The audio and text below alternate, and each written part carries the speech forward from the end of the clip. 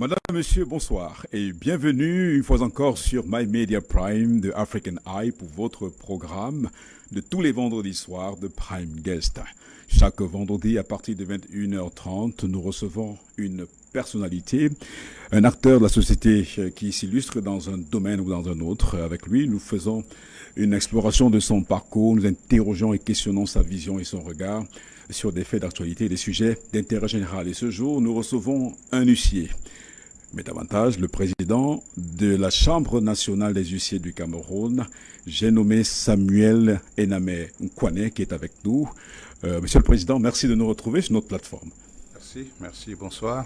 C'est la première fois que nous vous recevons dans cette plateforme et notamment c'est une occasion pour nous, comme on l'a dit à l'entame, de bien connaître ou de permettre à ceux qui nous regardent de mieux connaître ce métier d'huissier qui est un tout petit peu mystérieux pour la plupart. Je commence peut-être par vous rappeler, que vous le saviez déjà à ceux qui nous regardent, que vous êtes président de la Chambre nationale des huissiers du Cameroun depuis 2019, c'est bien ça?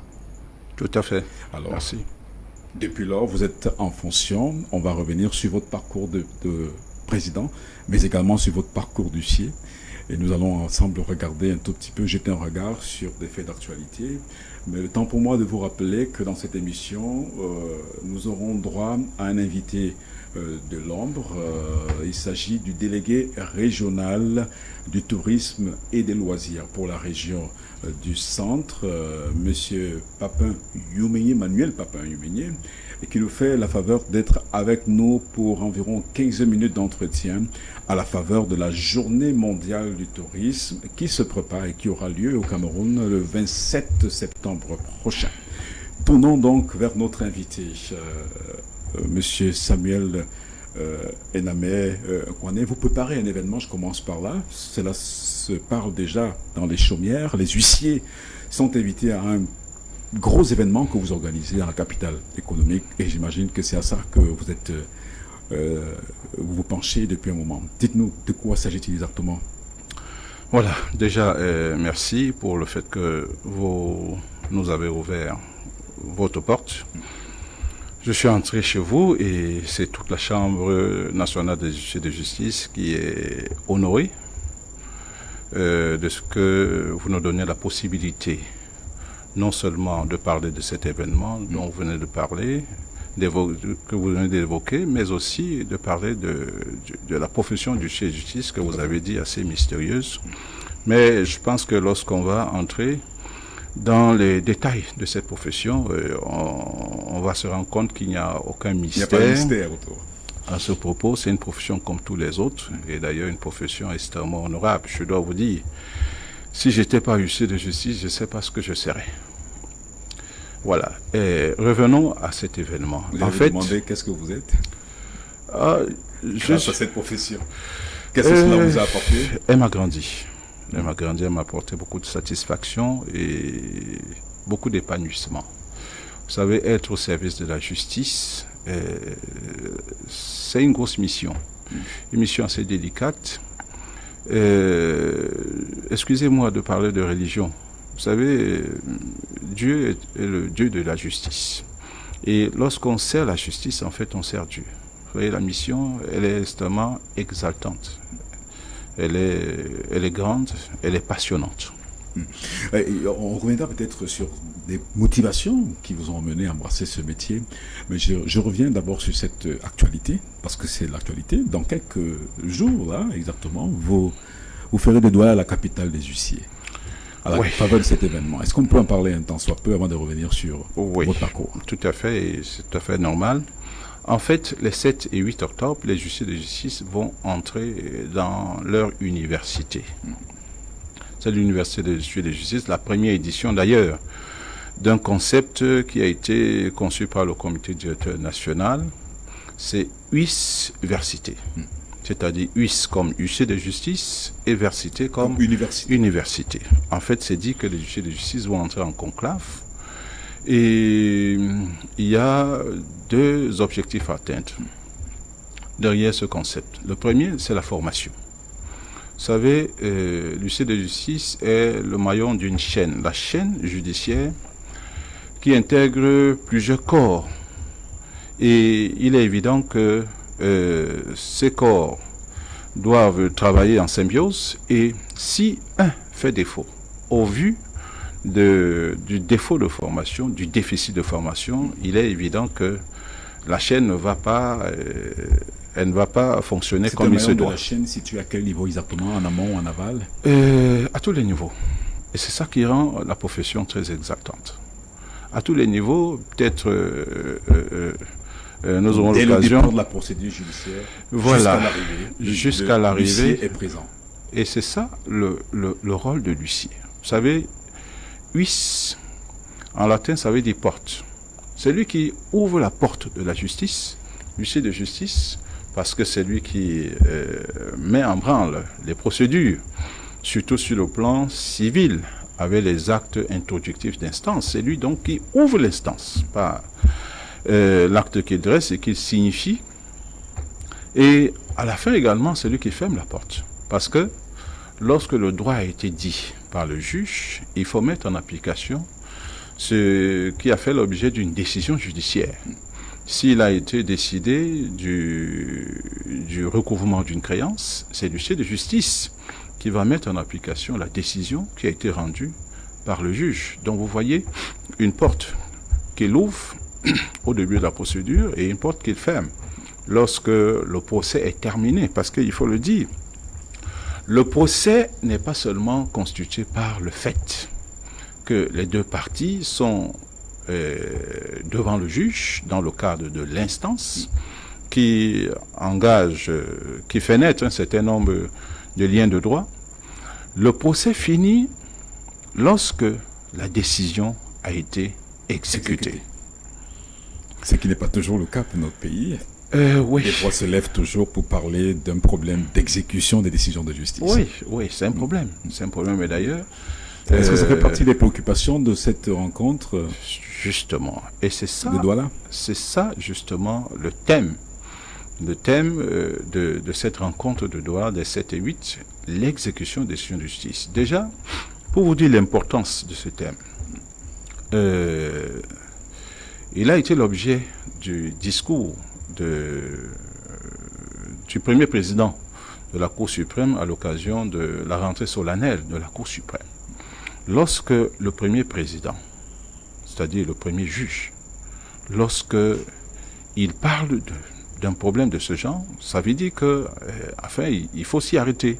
Il a été très dur, d'ailleurs, à l'endroit des acteurs du processus judiciaire. À ce sujet, je me souviens, ça défrayait la chronique, ses propos. Justement, cela peut peut-être nous permettre de poser une question. À quel niveau est-ce que l'huissier de justice est responsable de ce qu'a décrit le premier juge? Vous voyez, j'étais dans la salle. J'avais été invité et, croyez-moi, j'étais très heureux de ce que le premier juge, interpellé? Oui, tout à fait. De ce que le premier président de la Cour suprême évoque ce problème. Il a fait le tour. Il a pu évoquer les nœuds, les différents nœuds qui font en sorte que il y a problème en ce qui concerne l'exécution des huissiers de justice. Les huissiers ont leur part de responsabilité par rapport à ce problème qui est extrêmement important, et c'est justement l'occasion pour le comité directeur national. Ça a été l'occasion pour le comité directeur national d'attirer l'attention des huissiers de justice parce que notre rôle, justement, dans l'administration de la justice est extrêmement important. Si ça cloche à ce niveau, l'exécution de justice, ça veut dire qu'il n'y a même pas justice. Donc, nous avons une responsabilité, mais il faut que les autres assument les leurs. Commençons par vos responsabilités. Quelle est la part de responsabilité de l'huissier dans ce qu'on peut évoquer comme un problème, la difficulté à faire exécuter les décisions de justice au Cameroun? Voilà. Vous voyez, il peut y avoir une mauvaise exécution. Une mauvaise exécution du fait que parfois l'huissier de justice n'a pas maîtrisé la procédure. Il n'a pas maîtrisé la procédure, il y a eu des vices. les vices peuvent être de plusieurs formes. Par exemple, c'est une mention qui a manqué dans ces exploits, une mention qui est requise à peine de nullité. Et c'est d'ailleurs la raison pour laquelle, vous voyez, nous insistons sur la formation. Il faut que l'huissier de justice soit maître de la procédure, qu'il maîtrise toutes les arcanes de la procédure. C'est pas encore le cas. Tous ces détails. Vous voyez, la connaissance... quand même est assez grave. Non, la connaissance, non, c'est pas qu'il est nul. Mais la connaissance, elle doit être renouvelée. Il n'est pas maître de l'information judiciaire, pour l'instant, c'est ce que vous dites? Non, pas du tout. Non, en fait, pourquoi? Si je dis maître, ça veut dire qu'en fait, il doit maîtriser. Ça se comprend très bien, oui. Alors, c'est de quel fait? Pourquoi est-ce que l'huissier de justice aujourd'hui n'a pas cette maîtrise? Est-ce du fait d'une mauvaise formation?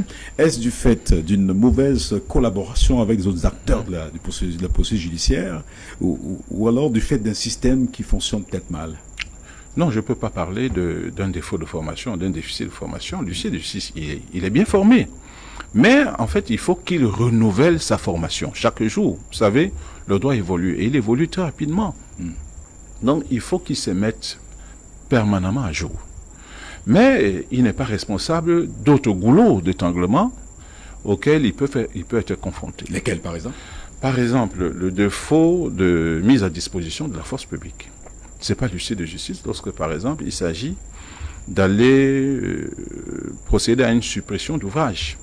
C'est pas l'huissier de justice qui va prendre le marteau ou alors un engin, etc.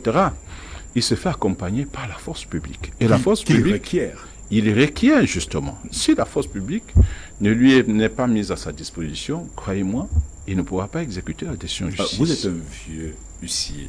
Et vous êtes déjà arrivé ce genre de situation où vous faites une réquisition de forces de maintien de l'ordre pour accompagner une action et qu'on vous affiche un refus catégorique? Refus catégorique, moi, au niveau de ma carrière, je n'ai pas encore subi ce genre de situation. Mais il y en a. Il y en a. Vous voyez, il y a des décisions je ne dis pas qu'on n'exécutera jamais au Cameroun. Mais l'exécution sera difficile. Je vais vous donner un cas. Il y a un terrain ici à Douala qui se situe dans les encablures de la gare centrale de Bessengue. Elle est occupée par... Le terrain, je vous en prie, est occupé par une certaine communauté. Il y a une décision de justice de déguerpissement qui a été rendue. Et d'ailleurs, elle est définitive. Jusqu'aujourd'hui, ça fait aujourd'hui près de 8 ans, 10 ans qu'elle n'est pas exécutée. D'ailleurs, le dossier est passé par mon cabinet et j'ai vu les difficultés et croyez-moi, j'ai fait un tour, seulement faire un tour sur ces terrains et immédiatement parce que les occupants sont assez organisés. Malheureusement, je me suis rendu compte à un moment donné que j'étais suivi. Et au sortir de ce terrain, il m'a été dit, maître, ne revenez plus jamais ici. Sinon, nous nous en prendrons à vous. Donc, vous voyez... et vous avez cédé? Bon, c'est pas que j'ai cédé. J'ai cédé, j'ai dit à mon requérant les difficultés qu'il y avait. Il y avait à exécuter cette décision de justice et il fallait qu'il mette les moyens en conséquence. Voilà, c'est malheureusement les moyens qui ont manqué et malheureusement ce requérant, je l'ai pas vu. Moyens, maître, il s'agit de quels moyens? C'est des moyens de pression? Non, pas les moyens. C'est des moyens financiers? Les moyens, la logistique. C'est un lobbying approprié? Non, pas du tout. Vous voyez, il y a une logistique qui doit se mettre en place. Il faut des manutentionnaires. Il faut des engins pour détruire. Le terrain, c'est près de 3000 mètres carrés. Bon, j'avoue qu'il y a un certain aspect qu'on n'a pas évoqué ici, c'est l'ordre public. Parce que il faut que la décision soit exécutable au vu de la configuration des lieux, au vu également de la situation qu'on peut traverser, l'environnement. Et même le contexte socio, politique, économique. Tout à fait. Oui. Tous ces éléments comptent. Oui. Donc la force publique ne sera pas déployée n'importe comment et n'importe quand. Donc il y a également cet aspect. L'autorité administrative doit avoir en vue également la préservation de l'ordre public. Mais il faut quand même que la décision soit exécutée. Elle a été rendue et vous savez, la justice est rendue au nom du peuple camerounais et c'est le président de la République qui en est garant. Donc c'est lui qui dit exécuter la dite décision. C'est un droit pour le justiciable. C'est un droit. Le droit à l'exécution. Il a le droit à ce que la décision qui a été rendue puisse faire l'objet d'une exécution.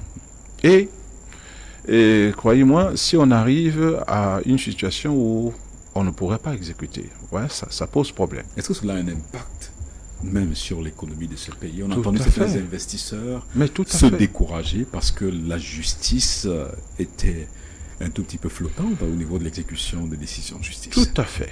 Vous savez, l'exécution touche plusieurs domaines. D'abord, vous avez des répercussions sur le plan politique. Une exécution qui est effective traduit non seulement l'état de droit, mais également assure le respect de l'autorité de l'État. Et le contraire, vous pouvez imaginer la situation. Un État qui est faible, qui ne peut pas assurer, qui ne peut pas mettre en place des éléments qui permettent l'exécution effective des décisions de justice, ça va poser le problème sur le plan national et même sur le plan international, au niveau de sa crédibilité, sur le plan économique. Vous voyez, les investisseurs, ils ont besoin d'une certaine sécurité. Je vais vous dire, lorsque un investisseur, un homme d'affaires vient investir dans un pays comme le Cameroun, par exemple, il va se poser un certain nombre de questions. La première, c'est de savoir, est-ce que les lois de la République sont suffisamment protectrices de l'investissement? Tout à fait. Est-ce que ces lois sont connues? Est-ce qu'elles sont claires? Il va traverser ce palier. Il va se poser la question de savoir, est-ce que ceux qui sont appelés à appliquer ces lois, c'est-à-dire les magistrats, est-ce qu'ils ont suffisamment de coudées franches? Est-ce qu'ils peuvent rendre effectivement la justice? Et ça, c'est le deuxième palier. Il va arriver au troisième, qui est extrêmement important, parce qu'il ne s'agit pas seulement de rendre la justice. Vous savez, vous pouvez avoir une décision, ce n'est qu'un papier. Il faut traduire ce papier dans la réalité. Donc le dernier palier, il va se poser la question de savoir, est-ce que cette décision sera exécutée? Est-ce qu'il y a des lois, il y a des textes qui permettent à l'acteur de l'exécution de se déployer effectivement? Quel est même le statut auquel il est soumis? Est-ce qu'il est suffisamment libre pour exécuter la décision de justice? Il existe des recours possibles lorsque vous êtes bloqué dans l'exécution d'une décision de justice, par exemple? Voilà, le seul recours, il est administratif. Il s'agit pour l'État. L'État a l'obligation de concourir à l'exécution des décisions de justice. Il va de sa crédibilité. Il va de la sérénité, même des populations, des citoyens. Parce qu'un État qui est faible, en ce qui concerne l'exécution de justice, ça va encourager la justice privée. Donc, c'est l'État la justice populaire, comme on oui, en la voit tout le justice temps. populaire, justement. Ça ne vaudra plus la peine qu'on se confie à l'huissier de justice. Un justicier, il va dire, bon, on n'a pas pu exécuter moi-même, je vais mettre les moyens pour le faire. Et vous voyez la situation à laquelle on va arriver. J'ai oublié le troisième aspect, c'est l'aspect social. L'aspect social, il faut que le citoyen soit certain que l'État duquel il dépend le protège, assure effectivement la réalisation de ses droits et notamment le droit à l'exécution. Il va se poser la question, mais si on ne peut plus exécuter des décisions de justice, mais on se trouve où? Et c'est pourquoi j'ai parlé de la justice privée, la justice populaire, qui sera encouragée justement par le laxisme de l'État. Maître Samuel Enamé, vous êtes le président de la Chambre nationale des huissiers du Cameroun depuis 2019, on peut dire plus de 2 ans déjà. Alors dites-nous, qu'est-ce que vous avez entrepris pour surmonter cette difficulté réelle dont les huissiers parlent énormément, cette difficulté à faire exécuter la décision de justice?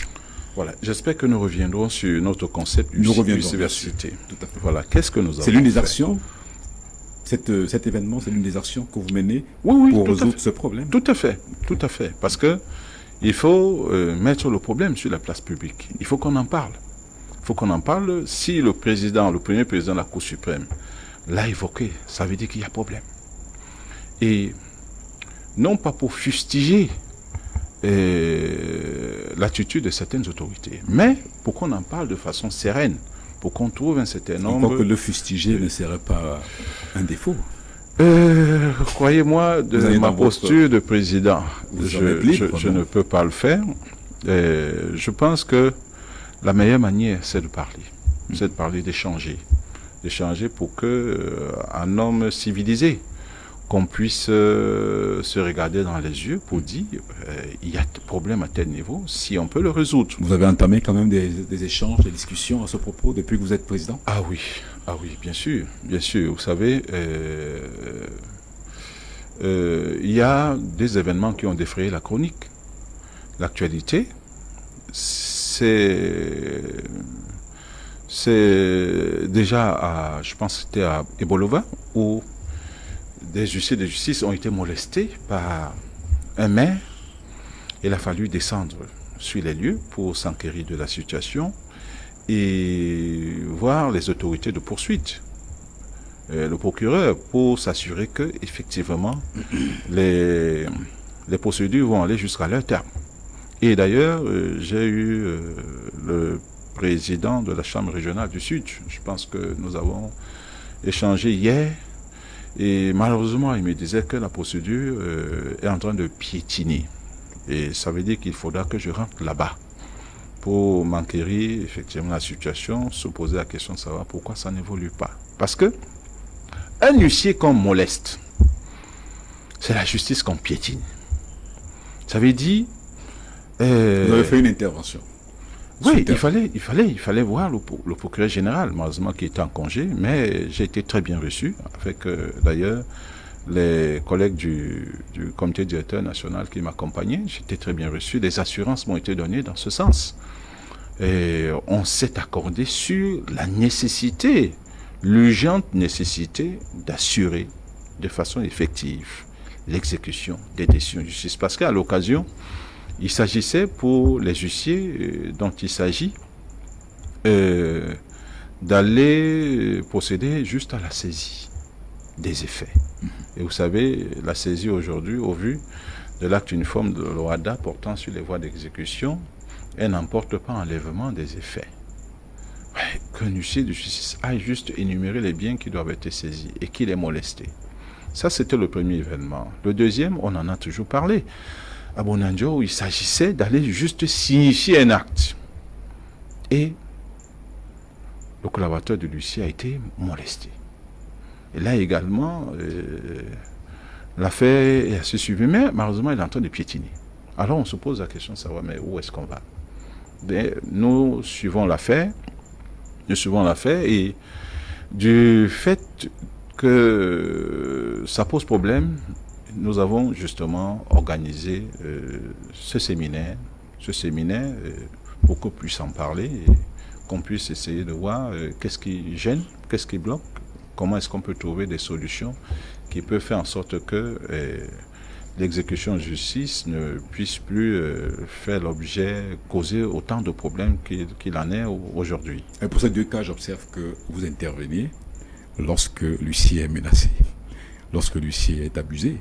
Oui. Mais est-ce que dans ces cas-là, vous n'avez pas eu l'occasion d'identifier quelques bavures d'huissiers qui pourraient être à l'origine des molestages aussi? Est-ce que les huissiers eux-mêmes ne sont pas quelquefois un peu osés, un peu zélés, ou alors est-ce qu'ils ne traversent pas les bornes de leur canevas? Ça peut arriver. Vous savez, ça peut arriver. Est-ce que vous ne placez pas ça parmi les causes de ce type de comportement des usagers? Non, je pense pas. Je pense pas. Vous allez peut-être dire que je peux pas prêcher contre ma chapelle, Mais je vous assure, c'est résiduel. Ça peut arriver qu'un huissier de justice s'est mal comporté. Et c'est la raison pour laquelle nous sommes là. On le voit aujourd'hui, par exemple, avec des policiers qui sont également parfois molestés sur le terrain dans l'exercice de leurs fonctions. Voilà. Quelquefois, on déniche, n'est-ce pas, des comportements un peu abusés, abusifs de ces agents-là. Ça, c'est réel. Et des fois, ça vient également des citoyens. C'est possible. C'est possible, mais l'huissier qui le fait. Vous voyez, nous sommes là justement pour assurer la discipline. On va l'interpeller à cet effet et s'il y a des sanctions à prendre, ces sanctions seront prises. Et quels sont les types de sanctions qui existent dans ce cas, au niveau de votre chambre? On part de l'avertissement jusqu'à la destitution. Jusqu'à la destitution par décret du président de la République. Il y a des rappels à l'ordre. Il y a des rappels à l'ordre qui peuvent être faits. Mais je vais vous dire, je pense que le problème vient aussi d'un déficit d'information. Parce que les citoyens ne sont pas suffisamment informés sur la profession d'huissier de justice. À qui la faute? Qu'est-ce qu'il fait? Qu'est-ce qu'il doit faire? Quelles sont les limites de son action? Nous, je dois vous l'avouer, nous avons une part de responsabilité là-dedans. Et c'est pourquoi je vous remercie d'ailleurs du fait que vous m'avez ouvert votre porte pour que nous puissions vulgariser cette profession, pour que les citoyens puissent savoir que nous ne sommes pas des croque-morts. Vous voyez, nous venons, lorsque l'huissier arrive, c'est le deuil. On sait qu'il vient pour quelque chose qui n'est pas bien et c'est tout à fait normal aussi. On ne peut pas venir casser votre maison et que vous restez les bras croisés. Et c'est pourquoi nous nous sentons parfois, comment je peux dire, assez malheureux, parce que c'est une profession ingrate. Parce que nous avons le sale boulot à faire, je dois le dire. C'est le sale boulot lorsqu'on vient saisir des biens, lorsqu'on vient casser une maison, lorsqu'on vient expulser. C'est pas de gaieté de cœur. Donc, cette animosité de la part des justiciables, elle est tout à fait compréhensible. Est-ce que cette animosité ne vient que des justiciables? Est-ce qu'il vous arrive parfois d'avoir un problème avec le comportement de vos interlocuteurs de tous les jours, c'est-à-dire les magistrats, et les avocats, les agents des forces de l'ordre? Comment perçoivent-ils l'huissier au Cameroun? Soyez honnête avec nous pour nous dire exactement, est-ce qu'ils vous regardent avec condescendance? Est-ce qu'ils vous regardent avec mépris, l'huissier, par vous en tant que... Est-ce qu'ils regardent cette corporation avec mépris? Parce que tout peut partir aussi de là, la considération que vos collaborateurs directs, vos interlocuteurs directs ont vis-à-vis de cette profession de l'huissier, peut avoir un impact sur le comportement de l'usager, du justiciable. La condescendance, vous savez, ça dépend de l'éducation de chacun. Bon, moi, je n'ai pas subi ce genre d'attitude. Ça arrive quand même? Ça arrive, c'est arrivé. Et je dis ça arrive la plupart du temps à l'égard de l'huissier justement qui a ouvert la porte par rapport à ce genre d'attitude. Un huissier qui se comporte mal, mais pourquoi voulez-vous qu'on ait du respect à son égard? Un huissier de justice qui se présente d'une certaine façon devant un magistrat, venir défendre telle cause et autres, et qu'il est mal fichu. Et d'ailleurs, c'est tout à fait normal qu'un avocat qui va se présenter chez moi de n'importe quelle façon, agissant de n'importe quelle manière, ça, croyez-moi, mon attitude sera conséquente. Donc, je ne peux pas parler de condescendance. Il y en a eu, surtout parfois des magistrats du parquet, qui ont parfois confondu le rôle de l'huissier de justice, alors que c'est eux qui doivent tenir la main. J'ai parfois entendu des expressions, ces huissiers-là. J'ai entendu comme pour dire. Il faut le dire, parce que nous avons un peu enquêté. On a fait quelques investigations et on a véritablement réalisé que beaucoup d'huissiers, notamment les plus anciens, ont été confrontés à ce genre de situation où le métier d'huissier était quand même regardé de haut par des magistrats, par des avocats, ainsi de suite, Ouais. qui estimaient que c'était un métier un peu, comment dire, Au rabais. au rabais, c'était des subalternes de la justice. Est-ce que vous vous considérez comme subalterne? Non, pas du tout. Cette impression, elle a eu cours. Elle est révolue déjà. Dans les années très lointaines. Parce que l'huissier, c'était qui? C'était l'écrivain public qu'on prenait là et puis on mettait là. Le greffier à la retraite, le policier également qui allait à la retraite sans formation véritable. Et malheureusement, cette image, elle a un peu persisté. Mais aujourd'hui, l'huissier de justice... C'est révolu. Non, c'est révolu. Grâce à l'école? Grâce à l'école, grâce à sa formation. Oui, et d'ailleurs, je dois vous le dire, le diplôme qui est exigé à l'heure actuelle par le texte statutaire de 1979, c'est la licence. Mais on se rend compte que la licence, elle est insuffisante pour permettre à un huissier de justice de rester normalement. Parce qu'il est évident qu'il y a des matières qui n'aura pas suivi. Je vais parler notamment des régimes matrimoniaux, des successions, des procédures collectives d'appurement passif. C'est pourquoi d'ailleurs, dans les réformes, nous avons, heureusement, avec l'appui, le concours de la chancellerie, relevé un peu le niveau, de sorte que le diplôme requis aujourd'hui, c'est le master. Mais je dois vous dire... droit. Oui, en droit, mais je dois vous dire, la profession s'est affinée. Elle s'est sérieusement affinée. Elle s'est rajeunie. Aujourd'hui, nous avons des huissiers de justice qui sont docteurs en droit, qui sont enseignants à l'université. Nous avons des huissiers de justice qui sont titulaires de master. Il y en a plein qui sont doctorants en droit. Et c'est tout à fait normal pour bien exercer.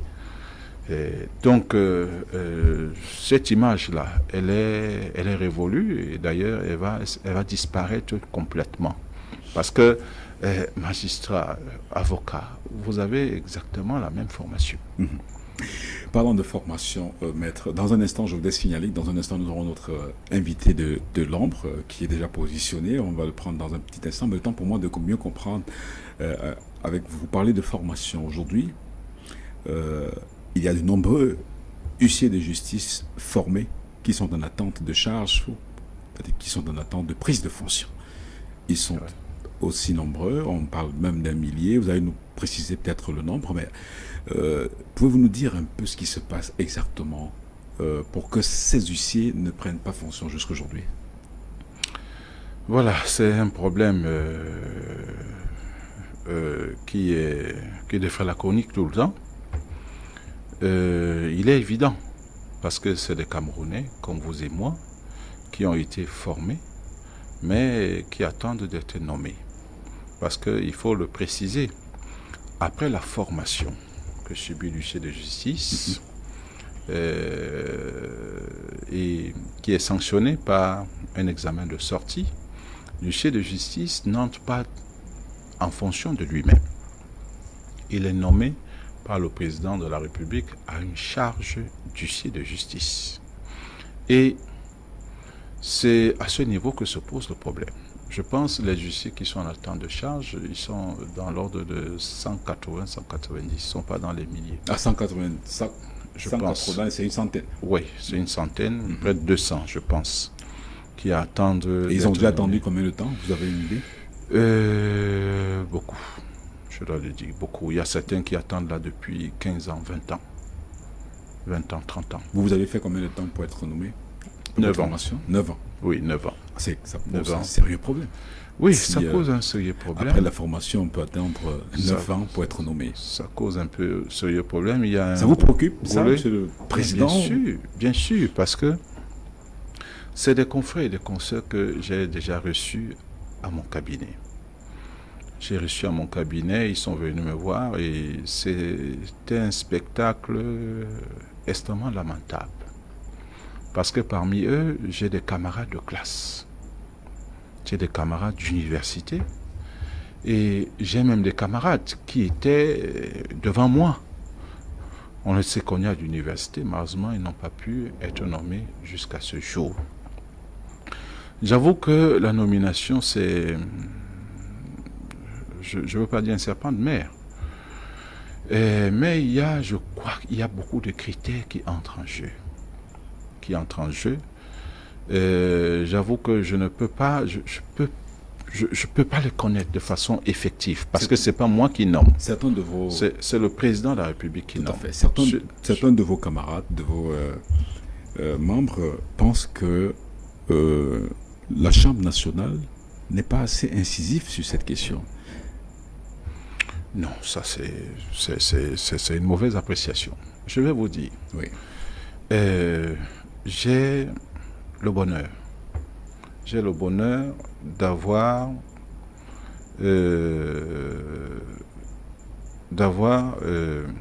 le fait que le ministre de la Justice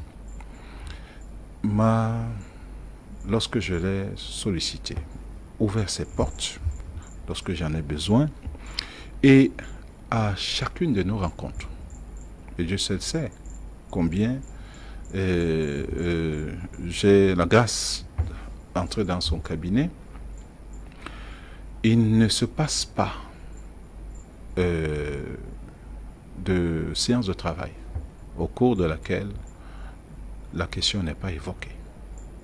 Donc, elle est évoquée, nous en parlons. Et qu'est-ce qu'il en dit, monsieur le ministre? Qu'est-ce qu'il vous dit à ce sujet? Qu'il y a lieu d'attente. Vous savez, c'est un homme politique. Je peux pas connaître le fond de sa pensée.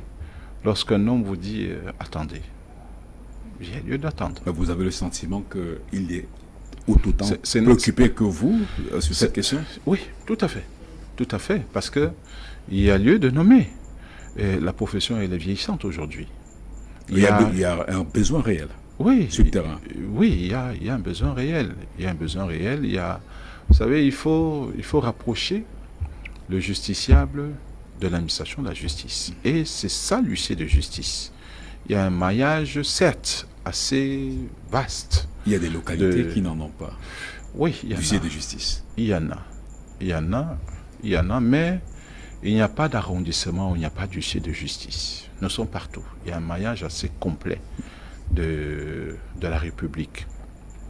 Donc, en ce qui concerne cette nomination, croyez-moi, je ne peux pas répondre véritablement à cette question. Est-ce que vous pensez à la thèse d'un blocage volontiers, exprès, pour empêcher peut-être qu'il y ait plus d'intervenants sur le gros marché juteux des huissiers de justice au Cameroun? Non, je pense pas. Déjà, il faut que je vous le dise, la Chambre nationale, le comité directeur national, n'est à l'origine d'aucune obstruction dans ce sens-là. Je ne pense pas également que l'autorité administrative, le ministre, est dans cette logique. Je ne pense pas. Il y a plusieurs paramètres qui interviennent. Moi, je vais vous le dire, par exemple. Il y a le paramètre contrôle. Parce que nous exerçons, l'huissier de justice exerce sa profession sous le contrôle du parquet. Il faut donc avoir suffisamment de ressources humaines pour assurer ce contrôle. Il y a également l'aspect budgétaire. Je pense qu'il est également assez important parce que l'huissier de justice émarge dans le budget de l'État relativement aux diligences qu'il fait à la requête du ministère public. Il est payé à cet effet sous la forme d'émoluments, d'états d'émoluments, et ces états d'émoluments sont prélevés sur le budget de l'État. Mais il n'est pas salarié de l'État. Il n'est pas salarié de l'État. Il fait des prestations et il est payé par la suite. On peut parler des pas honorés, mais des émoluments. Émoluments. L'État paye à l'huissier de justice les états d'émoluments. Non pas seulement pour les diligences qu'il fait pour le parquet, mais également dans le cadre de l'exécution ou alors des procédures en matière sociale. Lorsque, par exemple, un employé a été licencié et qu'il s'agisse pour lui de solliciter la justice, notamment à travers un certain nombre de diligences, des significations de convocation lorsque, à la suite d'une procédure de conciliation, lorsqu'elle commence, lorsqu'elle finit, lorsqu'il s'agit même de convoquer l'employeur devant le juge, et lorsqu'il s'agit d'exécuter la décision qui a été rendue au profit de l'employé, c'est l'huissier de justice qui le fait sans que l'employé paye le moindre radis. Et ces frais sont à la charge de l'État dans le cadre de ce qu'on appelle l'assistance judiciaire. Autrement dit, pour vous, l'État n'a pas assez d'argent pour payer... Non, pas pour moi. Pas pour moi, mais je dis, il y a également ce paramètre que je peux peut-être évoquer. Je peux peut-être évoquer, mais il y a d'autres paramètres. Moi, je ne suis pas un homme politique et certainement, je ne peux pas entrer dans le secret des dieux pour savoir pourquoi on nomme pas tel ou tel. Donc, on attend, comme le ministre a demandé, qu'on attende. Est-ce qu'il y a des plaidoyers, des actions précises que vous avez menées ou bien que vous allez mener pour attirer l'attention de l'État, pour attirer l'attention du président de la République, afin que cette centaine d'huissiers de justice entre en fonction? Ou alors vous pensez qu'il faut simplement laisser faire en son temps l'État? On ne peut pas laisser faire. On ne peut pas laisser faire. Mais nous agissons de façon responsable. Je ne peux pas vous dévoiler toutes les stratégies que nous mettons en branle pour que ce problème soit résolu. Mais vous rassurez quand même les huissiers aujourd'hui qu'il y en a des stratégies qui sont faites? Oui, tout à fait. Qui rentrent en fonction? Tout à fait. Tout à fait. Nous le faisons. Je veux vous dire, il n'y a pas seulement ce problème, il y a un autre. Lequel? C'est celui de l'examen de fin de stage. Il n'y en a pas eu depuis 2000, l'année 2000. Donc ça fait 21 ans. Combien d'individus sont concernés par cela environ? Une centaine. Une centaine. Ils sont également venus me voir. C'est-à-dire qu'ils ont fini leurs études. Ils ont fini leur formation. Mais ils n'ont pas encore pu avoir d'examen d'évaluation. Voilà, l'examen n'a pas encore été organisé. Et depuis là... C'est toujours l'État qui doit organiser? Bien sûr, c'est l'État qui organise. Et depuis là, il n'y a pas eu d'entrée en stage pour les postulants. Et nous, ça nous pose un gros problème. Un gros problème en ce que la plupart du huissiers de justice n'ont pas de stagiaires assermentés. Lorsqu'il faut que je me déplace pour aller à Yaoundé ou hors du pays, vous voyez que ça va me causer énormément de problèmes. Sauf s'il s'agit pour moi d'assermenter un clerc. Mais le clerc n'a pas une compétence totale, celle de l'huissier de justice. Il y a des actes qu'il ne peut pas poser. Donc là également, nous posons des actions, nous demandons à l'autorité à qui la décision revient de lâcher un tout petit peu pour qu'il n'y ait pas de goulot d'étranglement à ce niveau. Parce que nous allons nous retrouver, nous risquons de nous retrouver avec un gros problème. Parce que une bonne frange d'huissiers de justice, à un moment donné, ils vont partir à la retraite. Il faut les remplacer. Donc ça risque de poser des problèmes à un moment donné. Donc voilà des discours que nous tenons pour attirer l'attention. Pour ne pas dire que le problème se pose peut-être déjà sur le terrain. Oui, il se pose un tout petit peu. Ouais. Pose un tout peu. Je vous ai dit que la portion est vieillissante. Maître Samuel Ename Kouane, j'espère que je prononce bien ces derniers noms. Nous sommes ensemble depuis plus d'une trentaine de minutes. Le moment est arrivé de prendre un autre invité, c'est l'invité de l'ombre, qui est dans l'ombre, mais qui va sortir de l'ombre tout de suite parce que dans un instant, notre réalisateur, Monsieur Johnson, permettra d'être en liaison avec Monsieur le délégué régional du tourisme et des loisirs pour la région du centre, Monsieur Manuel Papin Youmenyé, dans un instant.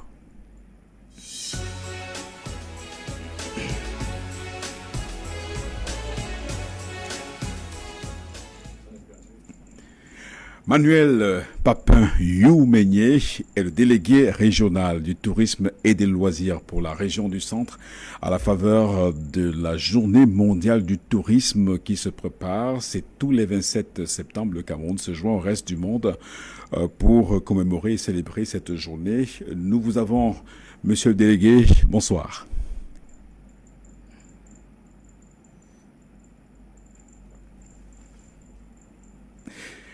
Eh bien, monsieur le délégué, monsieur Manuel Papin Youmeigné, le 27 septembre, c'est la journée mondiale du tourisme et c'est très bientôt. Est-ce qu'on peut savoir comment vous vous organisez pour célébrer cette journée dans la région du Centre? D'entrée de jeu, je dirais que ma région comporte exactement 10 départements. C'est l'une des raisons qu'il y a plus de structures administratives et ce n'est toujours pas évident. C'est la raison pour laquelle, pendant notre réunion de coordination du mois de juin dernier à Konolinga, on a pu mettre sur pied une stratégie qui visait à ce qu'au plus tard, à la fin du mois de juillet, que tous les départements aient déposé au niveau de la région leurs programmes d'activité. Et cela sous la coordination du ministre d'État, puisqu'il nous a instruit de ne faire que ce que nous pouvons faire en synchronisation avec nos promoteurs, c'est-à-dire les promoteurs du secteur du tourisme. Ce que nous avons fait, et depuis lundi dernier, c'est-à-dire lundi 20 septembre, j'ai pu lancer nos activités par le département de la Léké. Donc j'ai été à mon atelier, et au moment où je vous parle, tout se passe normalement, tous les 10 départements sont en mouvement. Et d'ici le 27, c'est-à-dire le jeudi, on aura fait beaucoup de choses. L'activité, justement, celles qui vont marquer les festivités de cette journée mondiale du tourisme dans la région du Centre. Mais quelles sont-elles exactement? Parlons avec plus de précision. Quelles sont ces activités que vous organisez? Comme je le disais tantôt, nous avons eu des orientations du ministre d'État. Il nous a instruit que toutes nos activités devaient tourner autour de, premièrement, revenir sur des mesures barrières qu'il fallait qu'on les explique bien à tous ceux qui se font dans notre secteur. Ensuite, qu'on fasse des séminaires en rapport avec la qualité de service, qu'il vaudrait la dimension de l'international. Qu'on fasse des séminaires et qu'on choisisse des thèmes tels que la sécurisation des touristes qui vont dans les secteurs hôteliers, qu'on fasse également des exposés sur des sujets tels que la qualité de service, qu'on fasse également des séminaires sur des thèmes tels que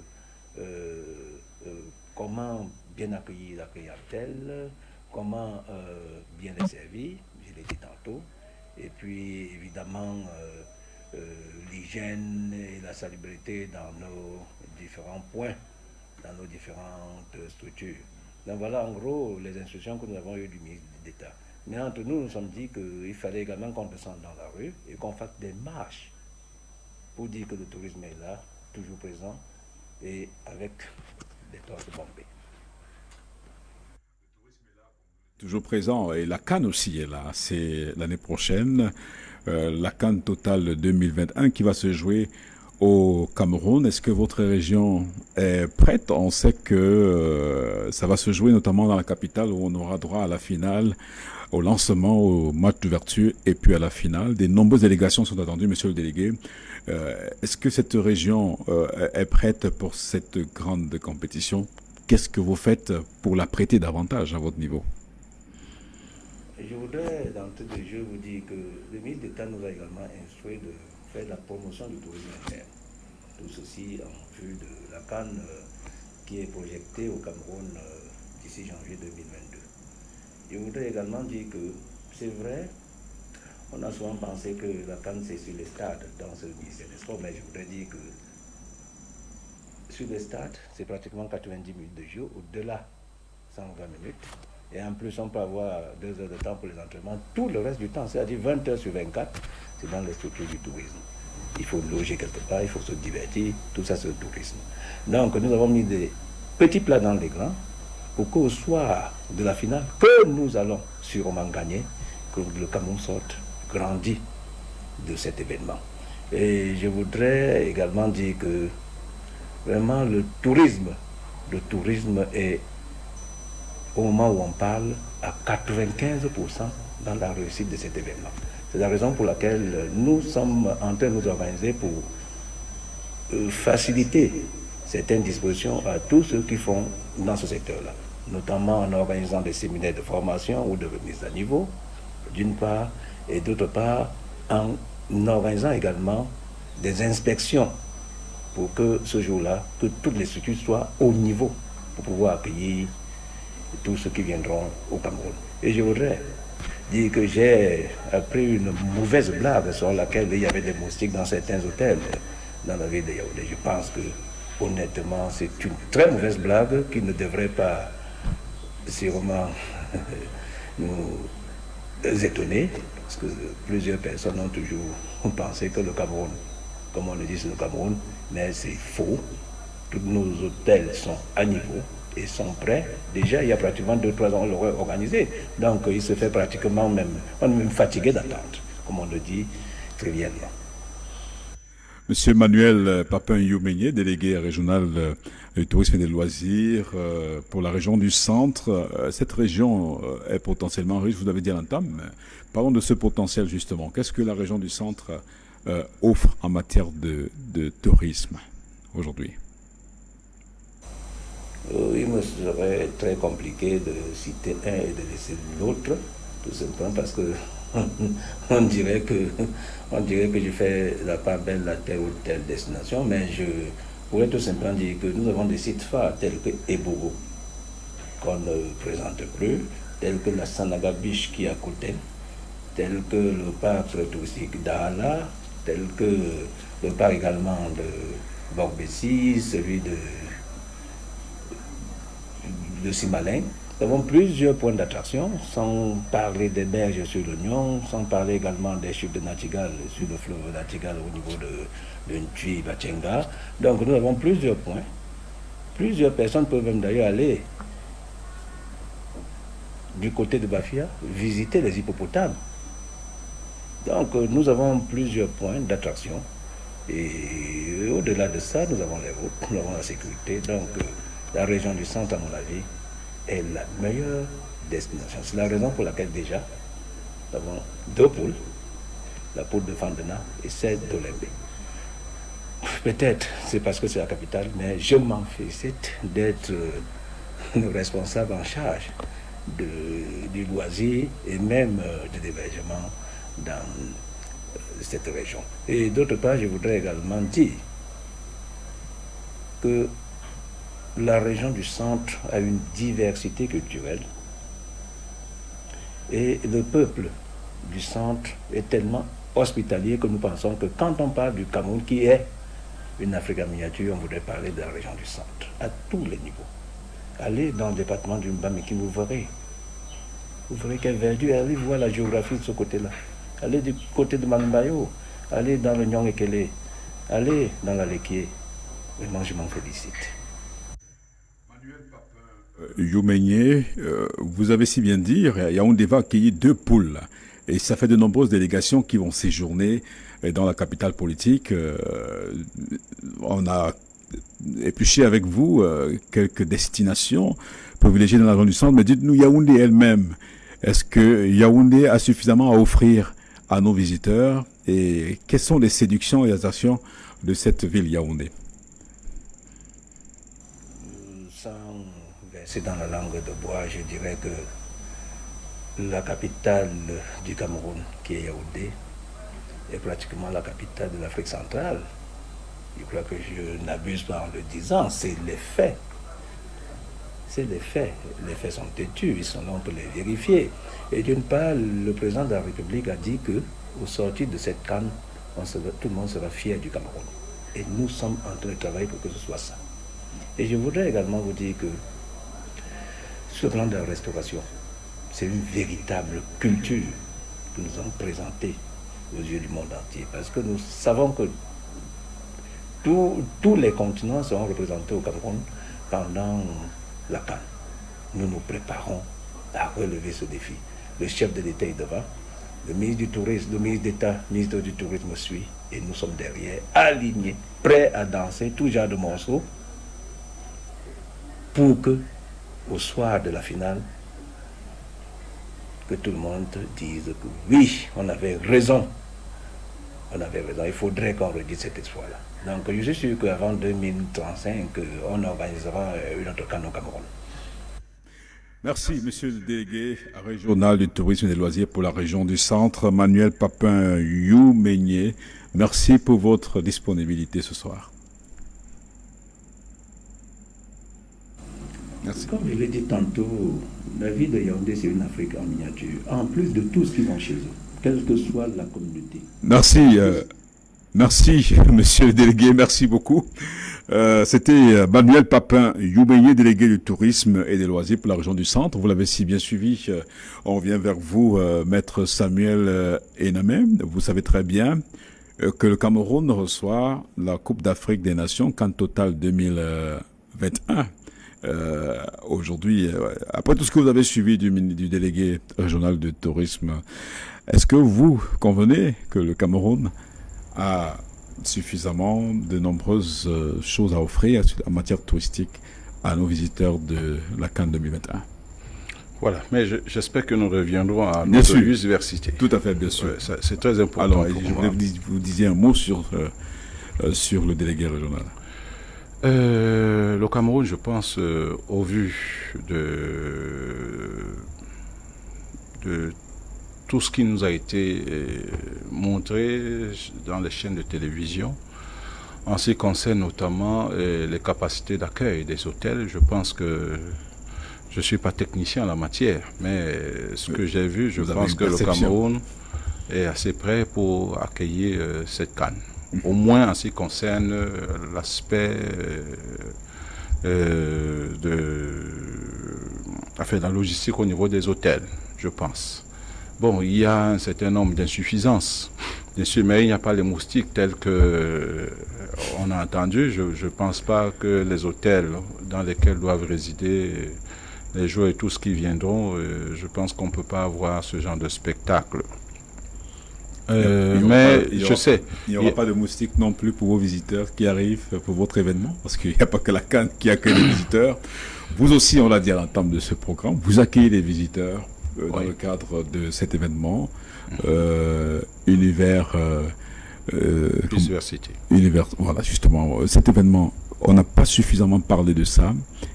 Quelles sont les cibles de cet événement? Qui est ciblé par cet événement? Voilà, il y a d'abord les huissiers de justice, parce que je vous ai dit, il y a un volet formation qui est extrêmement important. Je ne peux ne pas insister sur ce point-là. Vous savez, un huissier qui est bien formé, c'est un gage d'efficacité dans les diligences extrêmement importantes qu'il va accomplir. Je vous ai parlé de porte du huissier de justice. Il faut qu'il soit efficace dans le cadre de l'administration de la justice. Donc, c'est un gage de bon fonctionnement de l'administration de la justice. D'où ce volet qui est extrêmement important. Il faut se renouveler, il faut toujours remettre en cause ces différentes connaissances, parce que le droit évolue, il y a la jurisprudence qui évolue en fonction d'un certain nombre de paramètres. Il faut que l'huissier de justice soit à jour. Il faut qu'il embrasse un certain nombre de disciplines qui entrent dans le cadre des prestations qu'il est appelé à fournir. Vous savez, aujourd'hui, il y a l'introduction de l'électronique, de l'informatique dans la profession du chef de justice. Ça va arriver certainement chez nous au Cameroun. Est-ce que vous savez par exemple que dans certains pays en Europe, il y a des saisies par voie électronique, par voie informatique. Donc il faut que le chef de justice... Il faut s'arrimer. Il faut s'arrimer, et d'ailleurs, ces aspects sont prévus dans le cadre de ce séminaire que nous avons organisé dans le cadre de université. Donc il y a ce volet extrêmement important, la formation. Il y a également... Combien d'huissiers attendus pour être formés? En combien de temps? Une centaine. Une centaine en combien de temps? Pendant 2 jours. Pendant 2 jours. Pendant 2 jours, nous avons, effectivement, comme vous l'avez dit, nous attendons du bon monde qui vient de l'extérieur. Nous aurons notamment la présence du président de l'Union internationale des huissiers de justice. Vous savez, c'est une organisation, c'est l'organisation fêtière sur le plan international. Et la Chambre nationale des huissiers de justice est de cette organisation. Donc le président sera là avec 2 de ses vice-présidents. Et également, nous aurons le président de l'Ordre national des huissiers de justice du Sénégal. C'est vous dire que c'est du beau monde qui sera là, avec également un certain nombre d'intervenants choisis sur le volet, des magistrats de la Cour suprême du Cameroun, des procureurs généraux, des enseignants d'université, on a également des avocats. Bref, c'est vraiment du costaud. Parce que nous voulons faire quelque chose de bien. Huisversité, c'est ainsi qu'on l'intitule, ou alors cet événement dont vous parlez. Et quand même, pour monsieur tout le monde qui nous regarde, Huisversité, c'est un niveau un peu supérieur. Pour mieux comprendre le rôle de l'huissier, on peut s'adresser à vous, qui est en face de nous. On va aller terre à terre. Qu'est-ce que monsieur tout le monde devrait savoir sur le métier d'huissier? Qu'est-ce que c'est qu'un huissier? Voilà, c'est extrêmement important. Et merci parce que vous ouvrez cette fenêtre. Il faut dire, l'huissier de justice, c'est un officier ministériel. Un officier ministériel, ça veut dire qu'il est titulaire d'un office. L'office qui lui est concédé par l'État. L'office, c'est-à-dire qu'il est une personne privée, mais qu'il est attributaire du pouvoir de l'État, des attributs de l'État. Vous savez, la justice est rendue au nom du peuple camerounais et elle est rendue par l'État. La justice relève du domaine souverain de l'État. Donc, l'État, pour des raisons d'efficacité, concède donc à l'huissier de justice un pan de l'administration de la justice, l'administration judiciaire. Donc c'est une personne privée, mais il n'est pas un fonctionnaire, il est doté tout simplement des prérogatives de puissance publique, en ce que notamment il peut exécuter une décision de justice, l'exécution qui rentre dans le cadre du procès, de la justice étatique. Donc voilà l'huissier de justice. Et dans le cadre donc justement de cette dévolution de pouvoir, l'huissier de justice est chargé d'un certain nombre de diligences. Déjà, c'est lui qui procède à la signification des actes. C'est extrêmement important. Vous savez, dans le procès, il y a un élément extrêmement important, c'est la preuve. Lorsqu'un acte a été signifié, c'est-à-dire qu'il a été transmis à une personne, il faut en apporter la preuve. Il faut une preuve que la personne l'a reçu. Voilà, l'a reçu. Sinon, il y aurait des dénégations et le procès n'avancerait pas. C'est pourquoi et c'est l'huissier qui se charge de ça. On attribue donc justement à l'huissier de justice cette fonction parce que justement, il a assermenté. Ce qu'il a fait, le contenu de ses actes, il est considéré comme étant vrai. L'huissier de justice s'est déplacé tel jour, il a remis. Et c'est extrêmement important parce que cette signification permet l'évolution du procès.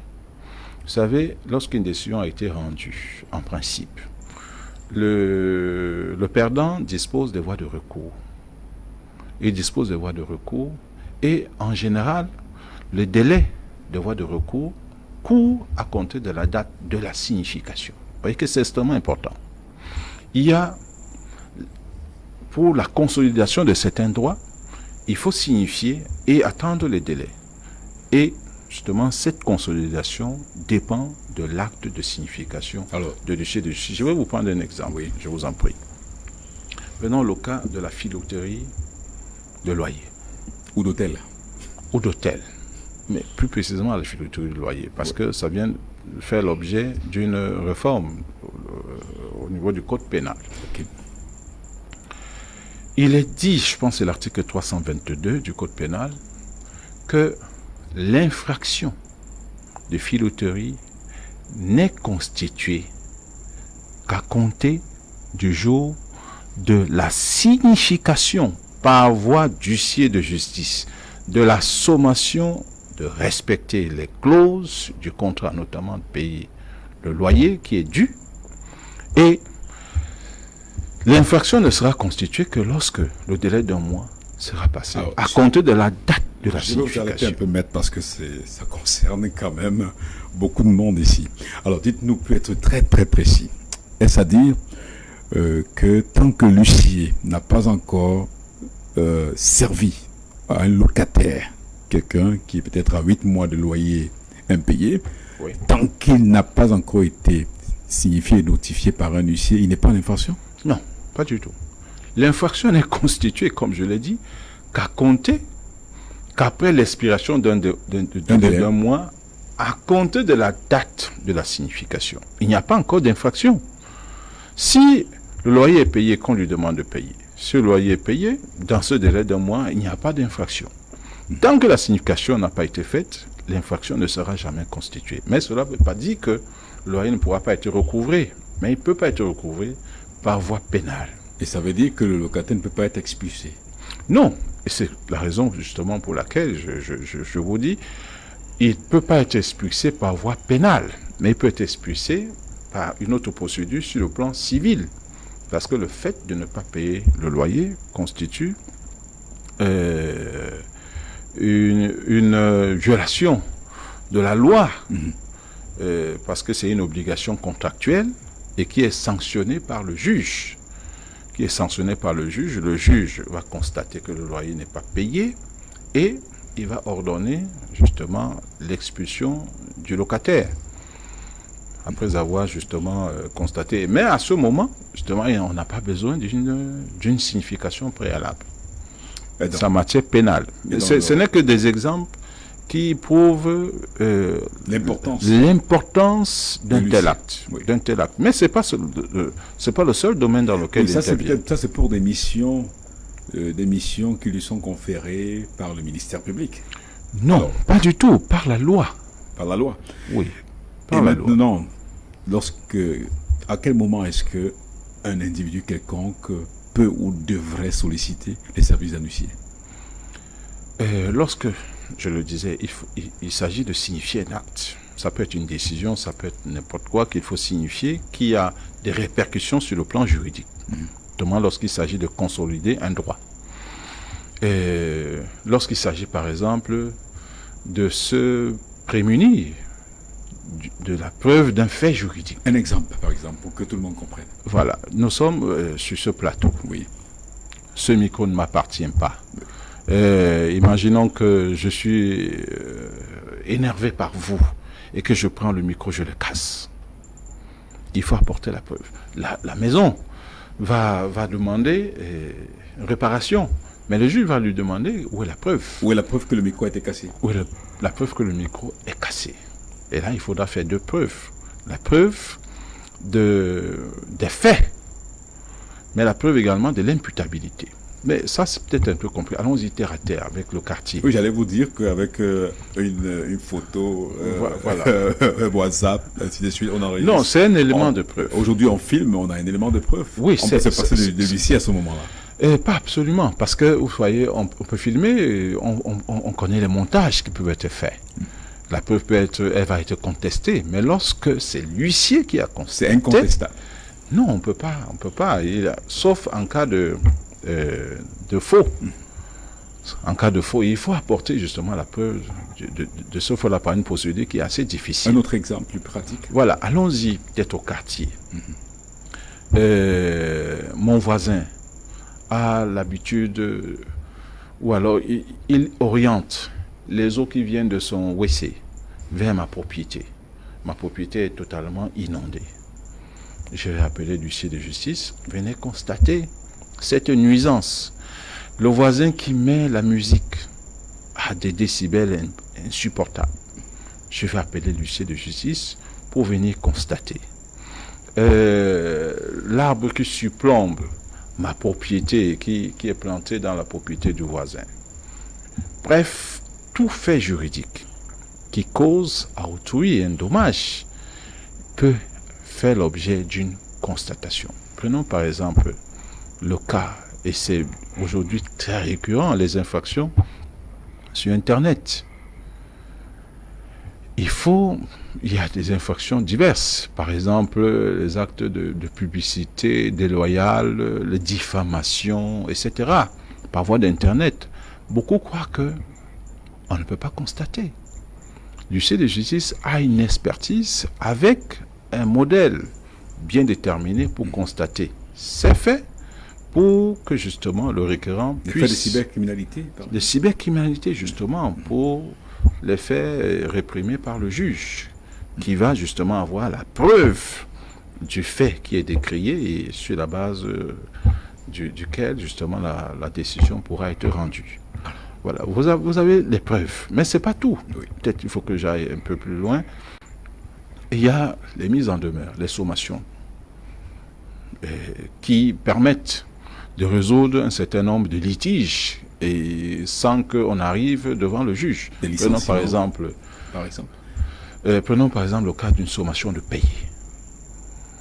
Vous voyez, c'est déjà un litige. L'huissier de justice, lorsqu'il signifie, justement, on peut arriver à un règlement du litige à ce niveau. Et vous avez le gros morceau, donc, c'est l'exécution de décision de justice. Avant l'exécution de justice, vous avez les actes introductifs d'instance. Par exemple, une société subit un dommage précis du fait d'une autre société. Ça peut être en matière délictuelle, ça peut être en matière contractuelle, un contrat qui n'est pas respecté, violation de contrat, dommage, etc. L'huissier de justice va engager une action devant le juge. Donc voilà, à ces divers niveaux où l'huissier de justice peut intervenir. Et comme je dis, pour fermer la porte, il faudra procéder à l'exécution de la décision qui a été rendue par le juge. Alors, c'est tout ça qui vous a séduit pour que vous laissiez le métier d'avocat, de magistrat, d'officier de l'armée, pour embrasser le métier d'huissier de justice, maître Ewanay, pardon. Oui, je dois vous le dire. Quand j'étais enfant... Qu'est-ce qui est séduisant dans ce métier? Comment vous vous retrouvez là-dedans? Dites-nous, racontez-nous un peu votre entrée dans le métier d'huissier de justice. Voilà, je dois vous dire, je voulais être médecin. Dans mon enfance, je disais à tout le monde, je serais docteur. Malheureusement, par la suite, cette vocation, elle a un peu disparu de mon esprit. Et je vous raconte un tout petit peu comment c'est arrivé. Pourquoi je suis devenu huissier de justice? Qu'est-ce qui m'a séduit? Je suis en année de maîtrise à l'université de Yaoundé. C'était en 1980. J'ai commencé la maîtrise en 1988. Et puis nous avons un cours qui est relatif aux voies d'exécution. Déjà, dans les années antérieures, j'entendais parler de l'huissier, etc., acte introductif d'instance, l'acte, l'assignation est signifiée par l'huissier de justice. Mais j'arrive en maîtrise. Et puis j'ai un enseignant qui sait communiquer. Et cet enseignant nous enseignait les voies d'exécution. Et il a pu me montrer, à travers ses explications, la place du huissier de justice dans la justice. Je suis un homme épris de justice. Et pendant ces explications, je suis séduit du pouvoir de l'huissier de justice. C'est lui qui saisit le juge et surtout c'est lui qui exécute, c'est-à-dire c'est lui qui ferme la porte. Et c'est ainsi que la vocation est née et croyez-moi, c'est comme ça que j'ai entrepris une formation à ce propos. J'ai pas voulu être magistrat. D'autres offres, d'autres possibilités? Est-ce que c'était le seul métier qui vous séduisait à l'époque? Oui, c'est ça. On suppose que vous êtes un jeune, vous avez dans les 20 ans, 20... Oui, j'étais dans la vingtaine. Dans la vingtaine? Oui, bien sûr, mais c'est cette profession qui m'a séduit. Je n'ai pas voulu être avocat. J'ai plein d'amis qui sont avocats. Ils avaient choisi ce métier et ils ont voulu m'y entraîner. Je leur ai dit non. Moi, j'ai fait mon choix. Je n'ai pas voulu être magistrat. Je n'ai pas voulu être commissaire de police. Peut-être c'est le lieu de vous donner une anecdote. Oui. j'ai subi la pression de mes parents pour que j'aille faire le concours de la police, pour être commissaire de police. Heureusement, je suis arrivé là-bas et quand même, moi, je suis arrivé presque de façon forcée. Rien ne m'a plu là. Vous êtes arrivé au concours? Au concours. Ou bien, voilà. Au concours, pas les épreuves écrites.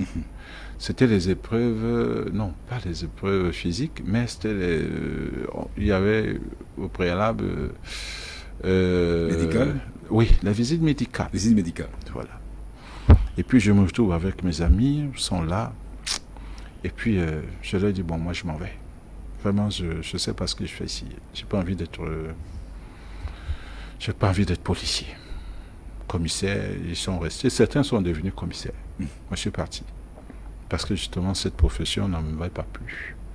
Donc, je suis chef de justice par passion, par vocation.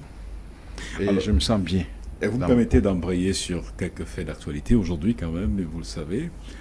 Les policiers ou la police fait la une des journaux avec des actions menées contre elle par certains individus dans la société et peut-être quelques bavures aussi. Ça a suscité la sortie, l'action ou la réaction du délégué général de la Sûreté nationale qui a prescrit des enquêtes sur les comportements de certains policiers. Alors dites-moi, vous êtes dans le processus judiciaire. Quel regard vous portez sur cette situation? Est-ce que aujourd'hui, on n'a plus peur de la justice au Cameroun? Vous observez que les jeunes se fichent pas mal de la loi?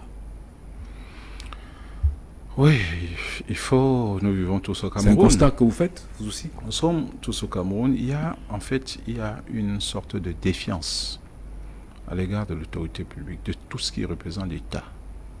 Parce que nous-mêmes, nous le subissons dans le cadre de notre profession. Parce que nous posons des actions au nom et pour le compte de l'État. Je vous ai parlé des cas de violence dont certains de nos confrères ont été victimes. Donc il y a une sorte de défiance. Je ne sais pas si c'est les conséquences d'une démocratie au nom de laquelle on veut agir, vous savez. Il y a tellement de débordements dans notre société et je pense qu'il faut encadrer. Est-ce que c'est dans l'air du temps? Il faut encadrer. Oui, peut-être aussi. Vous attribuez ça à quoi? Est-ce que la société est en profonde mutation? Et là, vous savez, c'est pas seulement le Cameroun. Il y a des contestations partout. Contestations ici et là. Et il y a une sorte de volonté de remettre en cause l'ordre établi. Mais en même temps, il faut déplorer également la réaction, les actes, comme ceux dont vous avez parlé, qui ont circulé sur la toile, des policiers en train de bastonner, en train de torturer, c'est le mot, en train de torturer un citoyen pour lui extorquer des aveux. Ça, c'est une sorte de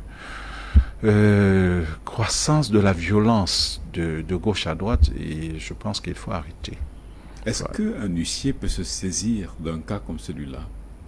Est-ce que ça rentre dans ses missions? Bien sûr, c'est une infraction qui est commise. Il s'agit d'identifier l'auteur de cet acte répréhensible et puis d'engager une action en justice, notamment par voie de citation directe. Ce monsieur qui était bastonné, s'il connaît les noms de ces policiers que tout le monde a vus, il peut engager une action en justice par voie, comme je l'ai dit, par voie de citation directe. Donc, ça se passe assez régulièrement, des citoyens qui sont molestés et qui viennent vers nous et on engage. Ça rentre dans le cadre de nos diligences, de notre profession. Un autre fait d'actualité, vous le savez, nous vivons une situation assez compliquée dans les régions du nord-ouest et du sud-ouest depuis plus de 4 ans aujourd'hui. La crise anglophone, la crise sécuritaire, pour le dire comme certains, mais il y a une guerre contre les mouvements sécessionnistes, des groupes armés sécessionnistes. Dans cette partie du Cameroun, la nuit du 15 au 16 septembre, si je m'abuse, tout récemment, on a enregistré une perte énorme dans les rangs des forces de défense, notamment le BIR. 15 personnes ou 15 soldats sont tombés sur une attaque des sécessionnistes dans la localité de Bamessing. Et cela donne justement une autre figure à cette guerre. Est-ce que ça vous interpelle, la situation dans le Nozo? Bien sûr. Bien sûr, je me demande quel Camerounais qui ne peut pas être interpellé. Il faut s'arrêter un moment, regarder froidement, mais qu'est-ce qui est en train de se passer? Avec des actes, c'est pas le seul acte. J'ai vu une image terrible sur la toile. On était en train d'égorger une femme comme un animal. C'est regrettable. Je dis c'est extrêmement regrettable qu'on soit arrivé à ce niveau. Tout est parti d'une revendication en 2016 de la Corporation des avocats, couplée à une revendication des enseignants. Et je m'intéresse au corps judiciaire. Si les avocats étaient en pleine revendication, est-ce que cela suppose également que votre corps de métier a un problème d'épanouissement dans cette région du fait peut-être de l'interprétation de ce qu'on appelle de la mise en application de ce qu'on appelle la common law dans cette région-là?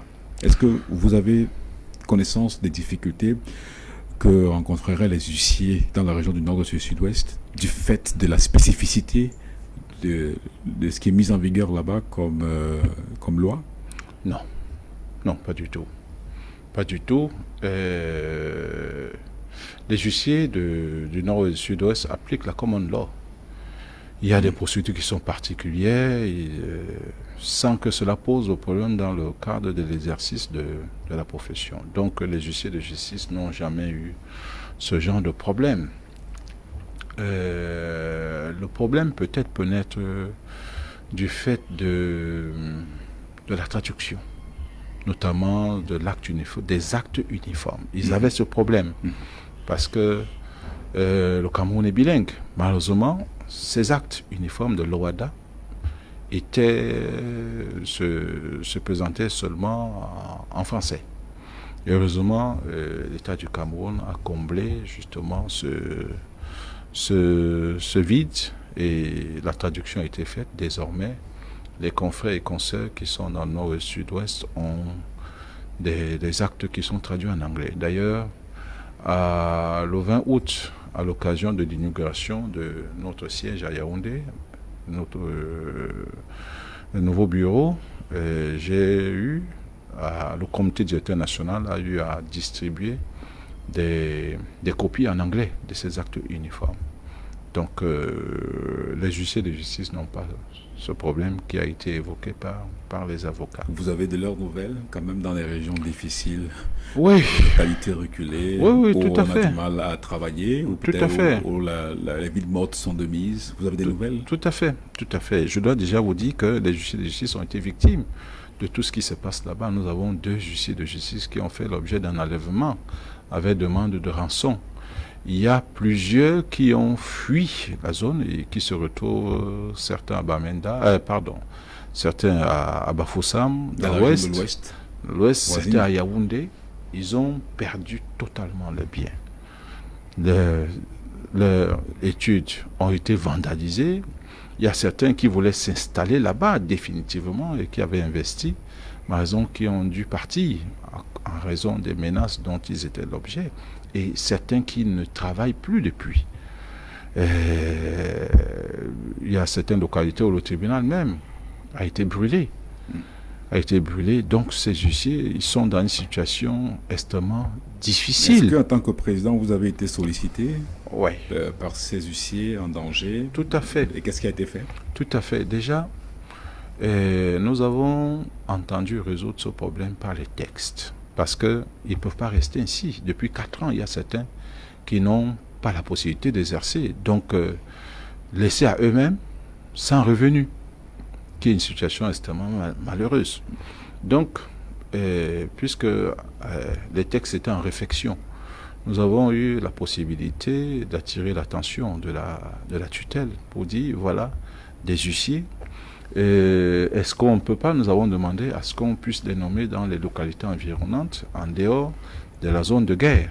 Malheureusement, on nous a dit qu'il n'y a pas de texte qui permet justement cette possibilité. Et nous avons dit, bon voilà, puisque nous sommes dans la réforme des textes, autant donc introduire une disposition dans ce sens qui permet à un huissier de justice d'être nommé dans une autre localité en cas de force majeure comme ce que nous vivons. Donc c'est ce texte que nous attendons. Nous attendons et je pense sur l'appui, sur le fondement de ce texte, ces huissiers de justice pourront être déployés ailleurs. Alors qu'il est donc les huissiers de justice qui sont nommés dans des régions chrysogènes se retrouvent hors de leur région et donc ne peuvent pas exercer. Tout à fait. Tout à fait. Il y en a plusieurs. Je vous ai dit, il y en a plusieurs qui sont... C'est une situation extrêmement difficile pour eux. Et ça devient des... Il y a un qui, d'ailleurs, qui vient de décéder, qui était à Mundemba, qui a dû fuir la zone. Il est venu s'installer ici à Douala et malheureusement il est décédé et son inhumation sera effectuée dans les prochains jours. Et ça devient des cas sociaux. Tout à fait. Est-ce que la Chambre nationale des huissiers du Cameroun a des actions qu'elle peut mener pour peut-être subvenir aux besoins par solidarité de ces huissiers? Nous sommes en train d'y penser.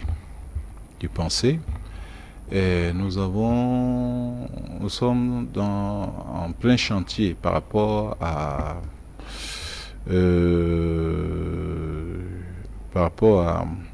un dispositif que nous allons mettre en œuvre pour venir en aide à des huissiers qui sont dans ce genre de situation. Pas seulement eux, mais également en situation de détresse, maladie, accident et autres. Parce qu'il y a justement cette exigence de solidarité. Mais, croyez-moi, nous sommes déplacés. Je suis parti avec le comité directeur national, s'est déplacé dans le sud-ouest. Nous avons vu le procureur général pour lui demander si une solution ne pouvait pas être trouvée, justement dans le sens dont j'ai parlé tout à l'heure, c'est-à-dire une installation dans une autre zone. Donc, vous voyez, nous espérons beaucoup, justement, sur le texte, le nouveau décret portant sur le statut qui est déposé quelque part et qui attend une décision. Maître Samuel, nous sommes arrivés, Maître Samuel Enamé, nous sommes arrivés à la fin de cette édition. Vous voyez que le temps est passé si vite. Nous avons 90 minutes pour parler. Les 90 minutes arrivent à leur thème. Je vais vous poser une toute dernière question. Qu'est-ce que vous attendez de Huissversité, l'événement? Au lendemain de cet événement, qu'est-ce que vous espérez exactement? Quel est l'objectif? Voilà, cet événement est à sa première édition. Nous voulons en faire une réussite. Et c'est la raison d'ailleurs pour laquelle nous souhaitons que le maximum d'huissiers de justice soit là. Malheureusement, c'est limité à 100 en raison des mesures Covid. Mais les huissiers seront là. Nous souhaitons qu'il y ait une participation effective, pas une présence seulement, une participation, parce que nous allons débattre.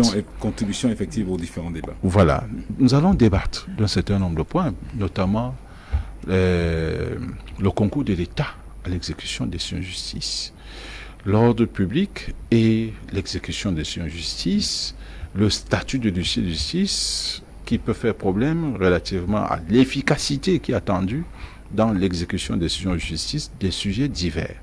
Donc, et la particularité, c'est quoi? C'est que nous avons invité le monde des affaires, parce que nous ne pouvons pas discuter de ces choses nous-mêmes.